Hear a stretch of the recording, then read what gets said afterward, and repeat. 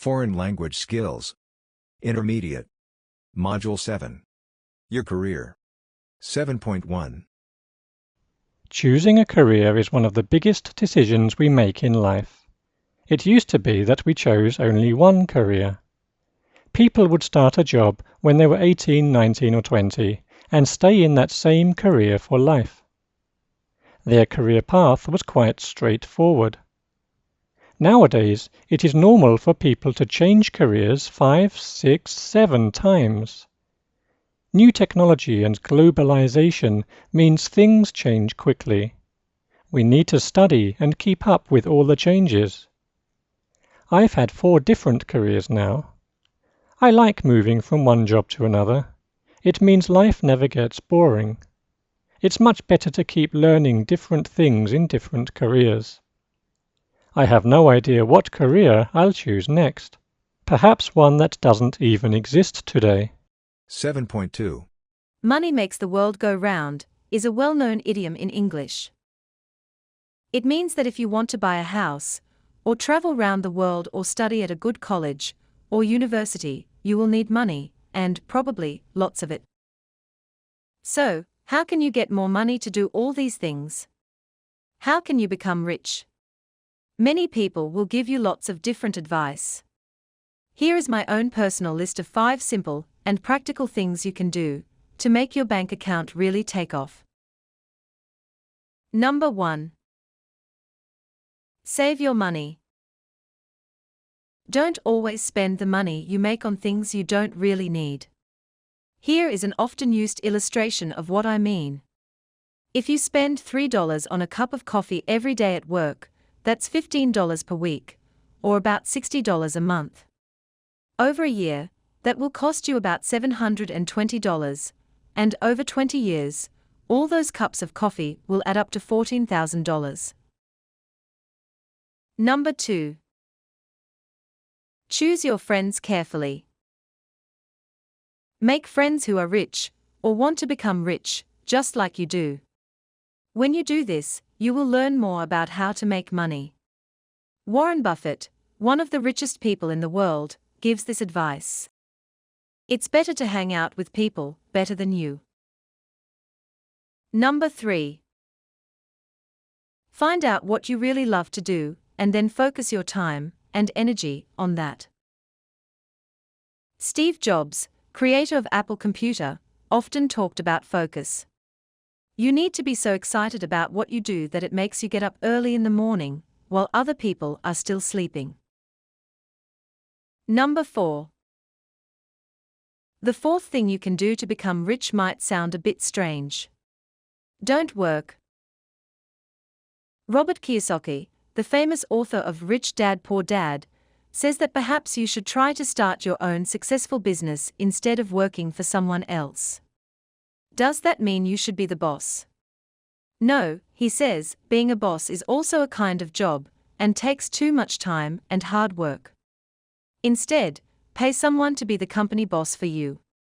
Very simply, you should first own a business, and then make your money do all the work for you. Finally, number 5. Start young and keep learning from your financial mistakes. You are human and, no doubt, over time you will make many of them. But that's okay. It's easier to lose $10,000 when you are 25 than when you are 65. 7.3.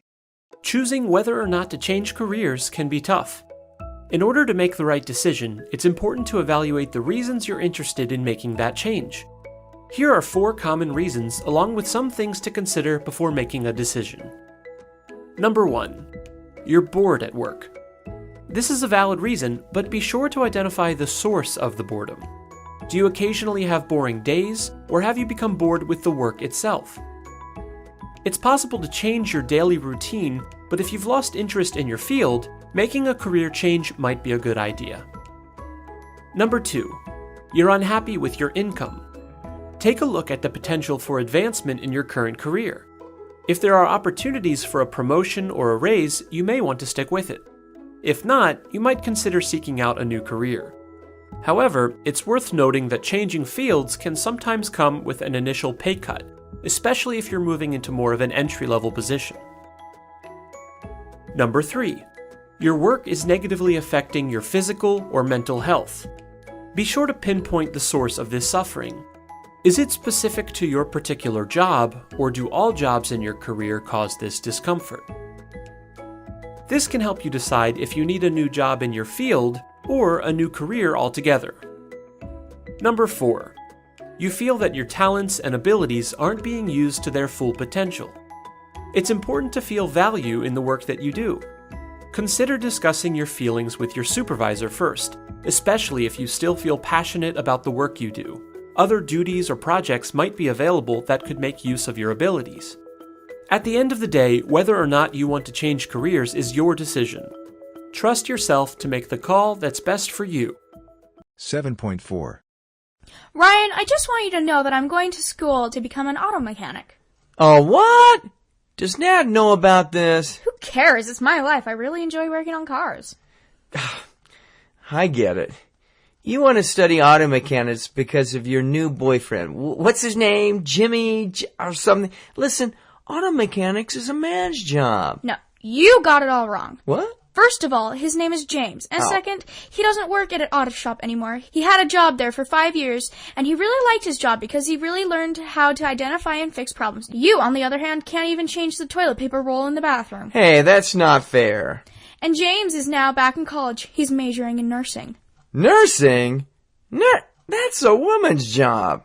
I cannot believe I'm hearing this. What? A man can be a nurse, and they can do the job just as well as anybody else. Nurses, whether they're men or women, can care for the sick, the elderly, and things like that. And are you saying that women can't be farmers, carpenters, or truck drivers? Well, most men do those jobs, so anyway, women could do them if they want. I just think that women are better suited to be secretaries, waitresses, piano teachers, you know. Man, you're stuck in the 18th century. No one will marry you. No, well, just forget this. But, well, not to change the subject, but I'm having a problem with my car, and I was wondering if James, could take a look at it. Forget it. Start pushing. 7.5. So, have you found a job yet? No, but I have a few leads, so things are looking up. But isn't that what you always say? Yeah, but this time is different. Well, what are you looking for this time then? Actually, I want to work for a web hosting company. Well, what would you do there? Well, in a nutshell, web hosting companies provide space for people to store and run their websites. Does it sound like I know what I'm talking about? Oh, yeah, sort of. And then, sort of, well, they allow people to run their websites without having to buy or maintain their own servers. And I'd like to work in technical support, helping customers resolve computer-related problems with their sites. And I'm a good communicator. So, how's the pay for that kind of job? Well, most people I know start out with a very reasonable salary. You can earn pay increases depending on your performance. So, what about benefits? Oh, the benefits are pretty good. They provide health insurance, 2 weeks paid vacation a year, and opportunities for advancement. And in the end, I'd like to work in a management position. Sitting back, enjoying the view out of the 20th story window of the office building, something like that. Well, is there any long-term security in a job like that? Hard to tell. The internet is booming, and these kind of companies are sprouting up everywhere, which is a good thing. But just like the dot-com era, you never know how long things will last. Well, have you ever thought about going back to school to improve your job skills? Wait, what are you suggesting? Well, more training might help you land a better job. Are you trying to say something about my current job? Is there something going on here? What are you saying? Well, you did drop out of college. I know, but I don't know. I'm just seeing my current job at McDonald's as a step up. McDonald's? Yeah, but, I don't have the resources to go back to school at the moment. However, the job I'm looking at will pay for some classes after I've been with the company for 6 months. Well, it looks like you have things planned out this time. If I last that long. 7.6. The president of the African Development Bank, Akinwumi Adesina, has won the 2017 World Food Prize. Mr. Adesina won the prize and $250,000. He got the award for his 2 decades of work in increasing food production in Africa. He used his experience as a top banker to help agriculture in Africa. He helped to change many farming laws and made it easier for small farmers to get loans for their business. He also helped farmers to modernize their farms and the way they grow their crops. The World Food Prize Foundation president, Kenneth Quinn, said Mr. Adesina won the prize for driving change in African agriculture for over 25 years and improving food security for millions across the continent. The World Food Prize was created by the 1970 Nobel Peace Prize winner Norman Borlaug. He is known as the father of the Green Revolution. He helped to breed crops that produced more food and were stronger and more resistant against disease. His work helped to prevent famine in Asia in the 1960s. Mr. Quinn said Adesina grew up in poverty in Africa and decided to do his best at school to get a good education. He got a PhD in agricultural economics. He became a leader in African banking and was also Nigeria's Minister of Agriculture from 2011 to 2015. Quinn said Adesina used his background and experiences to lift millions of people out of poverty, especially farmers in rural Africa. 7.7. Why do people work? Have you ever thought about that? Sure, money is pretty important to get the things you need and want.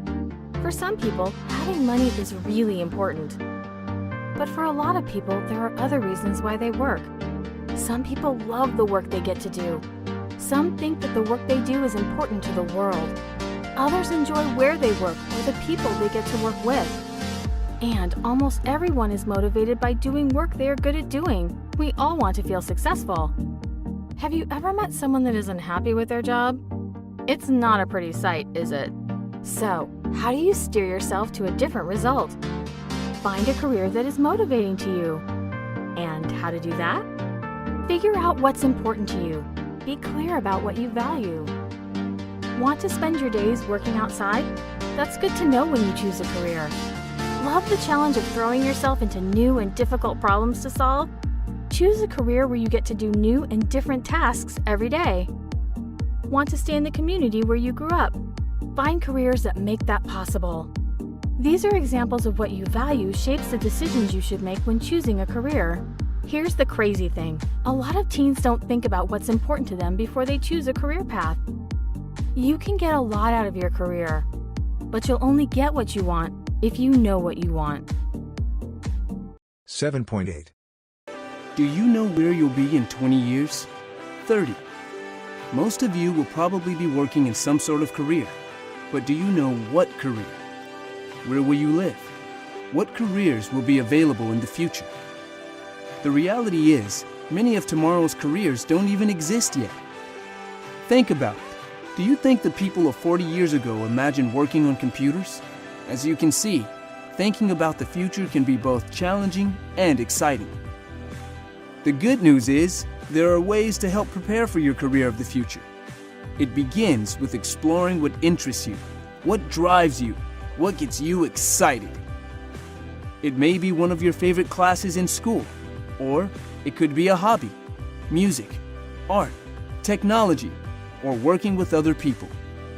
The careers of the future are so diverse, there will be many choices for you that match what you love to do. The world is a big place, but the future rapidly approaches.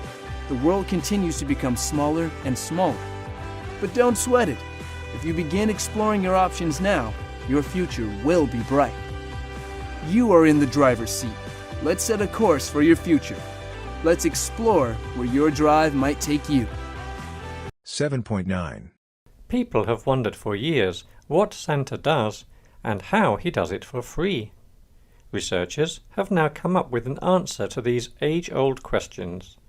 The insurance company Insure.com has calculated a hypothetical figure of $139,924 for Santa's efforts this year.